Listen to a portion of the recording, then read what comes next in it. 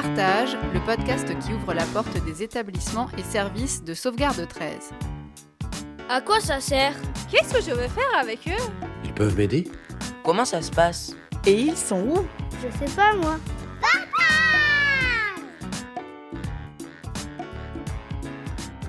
D'après les autorités publiques, environ 120 000 personnes en situation de handicap travaillent dans des ESAT, établissements et services d'accompagnement par le travail.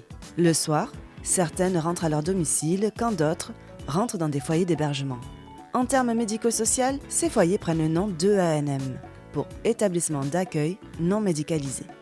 Dans le handicap, il n'y a pas de profil type. Il existe une multitude d'handicaps différents des uns des autres. Et il en va donc de même pour les travailleurs handicapés. À chacun ses besoins, ses envies, ses possibles, et donc son lieu de vie. Le ANM Verprès de Sauvegarde 13 héberge 59 adultes en situation de handicap, dont 40 travaillent en ESAT. Tous y ont été orientés par la MDPH. Certains résidents du foyer Verprès ne veulent pas en partir. Vivre en collectivité dans une structure est pour eux quelque chose de sécurisant. D'autres résidents du foyer ont de leur côté des aspirations bien différentes. Ils veulent pouvoir partir, avoir leur propre logement, vivre seuls. C'est donc à leur demande qu'un nouveau projet a vu le jour en 2020, celui des appartements externalisés. L'objectif ? Créer un tremplin entre la vie en institution et la vie en toute autonomie, seul dans son propre logement. Dans cet épisode, on pousse la porte d'un des 2 appartements externalisés du foyer Verprès à Marseille pour y rencontrer 2 personnes qui ont vécu dedans durant 3 ans. Thibaut et Julia. Ils viennent tout juste de quitter ce projet de vie pour enfin poser leurs valises dans leur propre logement. On entendra aussi le témoignage de Laurence, éducatrice spécialisée qui les a accompagnés durant toute cette expérience. On commence par écouter Thibaut. Il travaille au sein de l'ESAT Léon Béranger sur un des sites d'Airbus à Marignane. Il nous explique pourquoi il a voulu intégrer ce projet. J'en avais un peu marre de rester au foyer. Je me languissais d'être autonome, d'avoir mon autonomie, de plus avoir personne, d'être plus libre. Vivre dans un appartement externalisé, c'est ne plus être physiquement au foyer tout en étant encore accompagné par une équipe de professionnels de l'établissement. Disons que c'est un premier grand saut vers l'autonomie avec un grand A. Au départ, Julia, elle ne voulait pas de ce passage vers les appartements externalisés.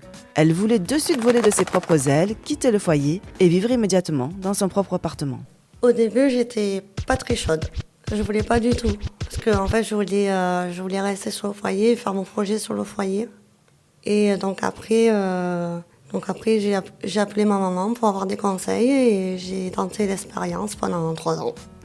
Le choix de la localisation des appartements n'a pas été fait au hasard par l'équipe du foyer. Les 2 logements se situent dans une résidence du quartier du Cabot et sont proches de plusieurs lignes de bus et de nombreux commerces. Dans ces logements, on commence à se décoller du foyer, mais on n'est pas trop éloigné pour éviter que cela ne soit source d'angoisse. Et puis ça permet aussi des interventions rapides des professionnels si besoin. Un des appartements externalisés est occupé par 2 femmes, l'autre par 2 hommes. La vie en collectivité du foyer s'est donc transformée pour eux en une vie à 2 en colocation. Pour ces 4 personnes, l'accompagnement mis en place par Laurence et sa collègue de travail est cependant individualisé.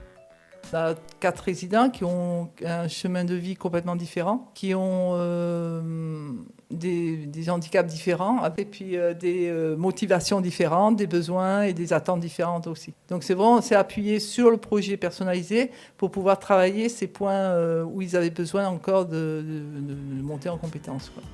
Il existe différentes phases dans l'accompagnement.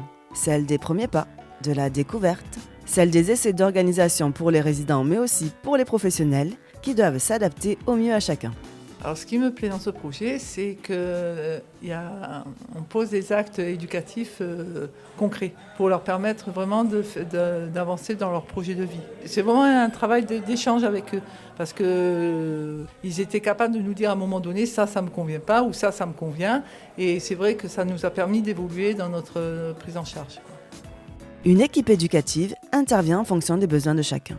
Des grilles d'évaluation permettent de tracer les progrès réalisés par chacune des personnes et de réajuster l'action éducative si nécessaire. Au fil des mois, de nombreux aspects sont mis au travail. La gestion des émotions, du temps, l'organisation au quotidien par exemple. Pendant ces 3 ans, j'ai beaucoup appris sur les papiers administratifs, parce qu'au début, moi, je ne connaissais pas trop. Sur les ateliers collectifs, on a beaucoup fait d'ateliers collectifs qui parlaient de l'hygiène sur soi, sur le ménage, sur la cuisine, sur les aliments, sur les dates de péremption, voilà. Donc ça m'a beaucoup apporté aussi.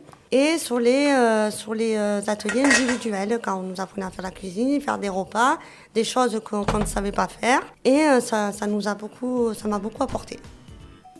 Après la consolidation des apprentissages, vient enfin la phase de préparation à la sortie. Thibaut et Julia ont eu 3 ans pour faire leurs propres expériences, gagner en confiance et trouver leur propre appartement. Il leur a fallu définir un budget maximum pour le loyer, décrypter les petites annonces, réfléchir à la localisation de leur logement. Voilà, il faut se redonner à fond et que c'est un beau projet de vie parce qu'à un moment, on aboutit quelque chose, on a son propre appartement, son autonomie.